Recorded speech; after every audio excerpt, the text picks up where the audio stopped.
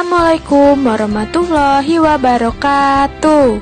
Apa kabar Ananda Soleh dan Soleha? Semoga kita semua dalam keadaan sehat dan selalu dalam lindungan Allah Subhanahu wa Ta'ala.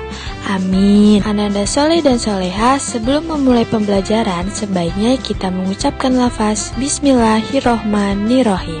Ananda Soleh dan Soleha, kita kembali lagi untuk belajar tema 4, keluargaku, subtema 3, keluarga besarku, pembelajaran 3 dan 4. Silakan simak video berikut ini ya. Tujuan pembelajaran kita pada hari ini yaitu yang pertama, siswa mampu melakukan pendataan kepada kedudukan keluarga besarnya dengan baik. Yang kedua, siswa mampu menggunakan kosakata perkenalan dengan baik. Yang ketiga, siswa mampu mengenal panjang suatu benda melalui kalimat sehari-hari dengan baik. Yang terakhir, yang keempat, siswa mampu mengidentifikasi alat dan bahan yang dapat digunakan membuat gambar ekspresi dengan baik. Berkumpul bersama keluarga besar. Udin rajin mengunjungi kakek dan nenek. Udin senang berkumpul dengan keluarga besar. Kakek dan nenek sudah tua, tapi kakek dan nenek sehat. Udin sangat menyayangi kakek dan nenek. Udin bersyukur kepada Tuhan. Udin memiliki keluarga besar yang saling menyayangi. Udin sedang memperkenalkan ayahnya di depan kelas. Selamat pagi, namaku Udin. Ayahku bernama Rahmat. Ananda Soleh dan Soleha, mari kita pilih kalimat perkenalan yang tepat di bawah ini dengan memberi tanda centang pada kotak. Yang pertama ada, halo, siapa namamu? Kira-kira ini kalimat perkenalan bukan ya? Ini adalah kalimat tanya ya Ananda, karena ini menanyakan nama, jadi tidak kita kasih centang. Yang kedua ada, perkenalkan, ini kakakku bernama Mutiara. Nah, kalau ini merupakan kalimat perkenalan, jadi kita kasih tanda centang. Yang ketiga, siapa nama ibumu? Apakah ini dikasih tanda centang Ananda Soleh dan Soleha? Ya, ini tidak dikasih tanda centang karena ini kalimat tanya. Yang keempat ada, halo teman, ini adalah sepupuku bernama Adit. Apakah ini kita kasih tanda centang Ananda Soleh dan Soleha? Ya, benar, ini merupakan kalimat perkenalan, jadi kita kasih tanda centang ya. Yang kelima ada, bolehkah aku tahu siapa namamu? Ya, yang ini kita tidak beri tanda centang karena ini merupakan kalimat tanya. Berarti yang termasuk kalimat perkenalan yaitu nomor 2 dan nomor 4 ya Ananda Soleh dan Soleha. Udin sedang berkunjung ke rumah kakeknya. Di rumah kakeknya ada sebuah tali karet. Udin ingin tahu berapa panjangnya. Udin mengukur tali karet dengan jengkal tangannya. Anggota tubuh kita bisa digunakan untuk mengukur panjang suatu benda. Ananda Soleh dan Soleha, mari kita bersama-sama mengisi pertanyaan berikut ini ya. Ukurlah benda-benda yang ada di kelasmu.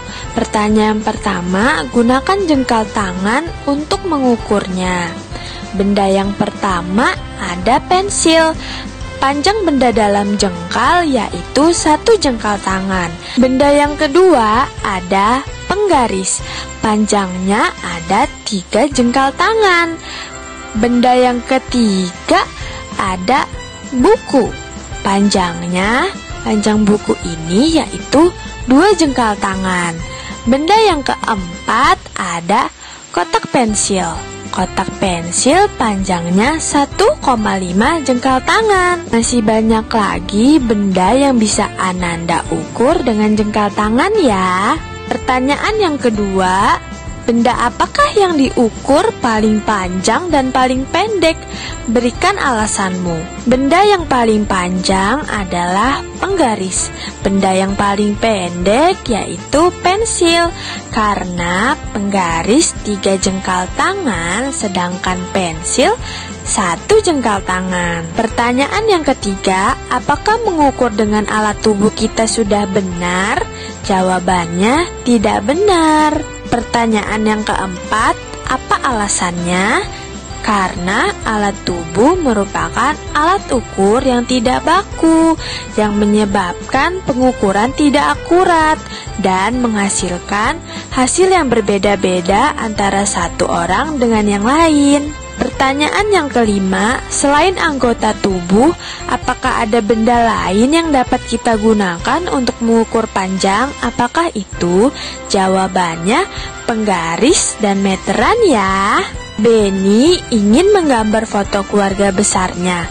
Benny sedang menggambar keluarganya. Benny menggunakan alat dan bahan untuk menggambar. Perhatikan gambar berikut. Manakah alat dan bahan untuk menggambar? Beri tanda centang pada gambar yang tepat. Nah, Ananda Soleh dan Soleha, gambar yang pertama ini yaitu buku gambar. Apakah ini alat dan bahan untuk menggambar? Ya, benar. Ini adalah alat dan bahan untuk menggambar.